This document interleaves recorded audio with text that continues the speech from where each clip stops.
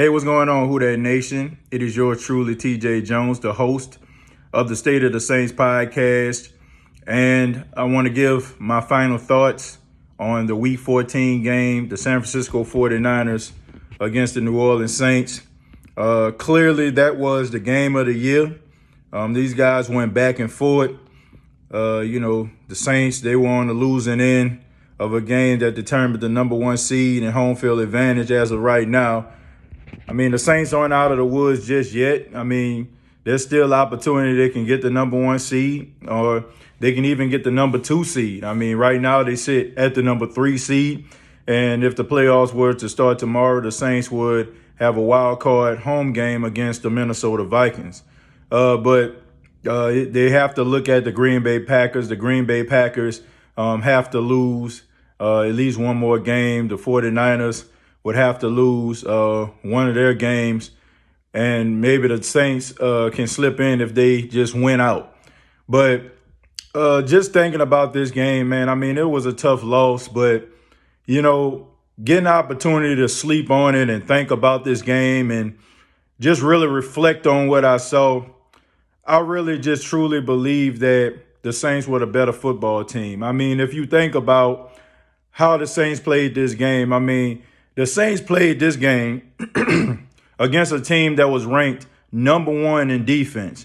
They put up 46 points on the number 1 defense in the NFL. The Saints went toe-to-toe with the San Francisco 49ers, being down no A.J. Klein, no Kiko Alonso, okay? So they didn't even have their regular starting linebackers in this game.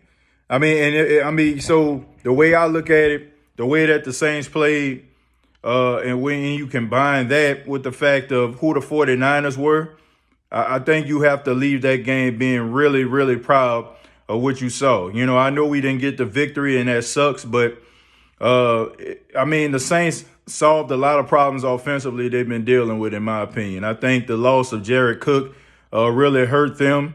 I think it really affected the offense down the stretch. I feel like if he would have stayed in the game, the Saints probably would have end up winning the game. But, I mean, that's a story for another day. These teams will see each other again. I mean, there's no doubt about that in my mind. I mean, I just think that the New Orleans Saints and the 49ers are two of the best teams in the NFC. And rather the NFC Championship is in Levi Stadium or it's in New Orleans, these teams are going to see one another again. And in my opinion, I think it's going to be a completely different story. So, Who Dat Nation, don't be discouraged. I know it sucks, what the game actually meant and the fact that the Saints actually lost this game. But I still think that the Saints end up being the winners in a loss. I feel like the 49ers were the one that got exposed in this game because now they have all of their defensive shortcomings on tape.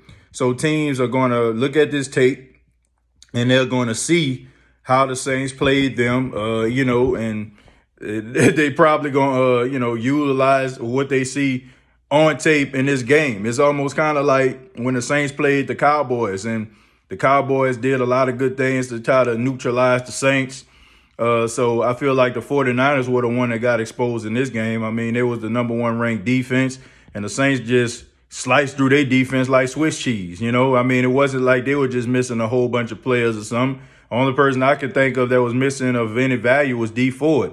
But the Saints just completely just start slicing and dicing through them boys, you know what I'm saying? So that's not something that you want to put on tape, and you better guarantee that teams are going to be looking at that defense and what kind of defense, kind of offense the Saints were calling, and they're going to try to win those matchups. I can tell you that right now. So, once again, don't be discouraged by this loss. I know it sucks. The Saints are the 3 seed as of right now, but as long as the Saints continue to win, they got another game coming up against the Colts.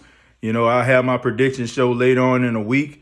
As long as they handle business there, they handle business against the Titans, and they handle business against the Carolina Panthers, the Saints still control their own destiny. They still can have a first round bye or even home field advantage, but it's really up to them. It's rather, they let this loss affect them to a point where, they end up going out and laying an egg against the Colts, or they rise to the occasion and they realize they're much better than that on defense, and on offense, the light has come on. So it's really up to them. But that's what I got to say about that. And I would love to hear what you have to say about the game. Comment down below, like and share this video. This has been a State of the Saints podcast. Please subscribe to the YouTube channel and also Facebook.com, search State of the Saints podcast.